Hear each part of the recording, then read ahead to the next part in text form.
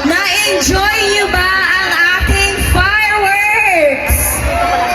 How about ang ating Christmas tree? Okay, kung na-enjoy natin to, let's give way para sa ating mga performers, para sa ating mga audience for tonight. Let's give space muna. So, spaces muna tayo para sa ating mga performers. Fireworks pero so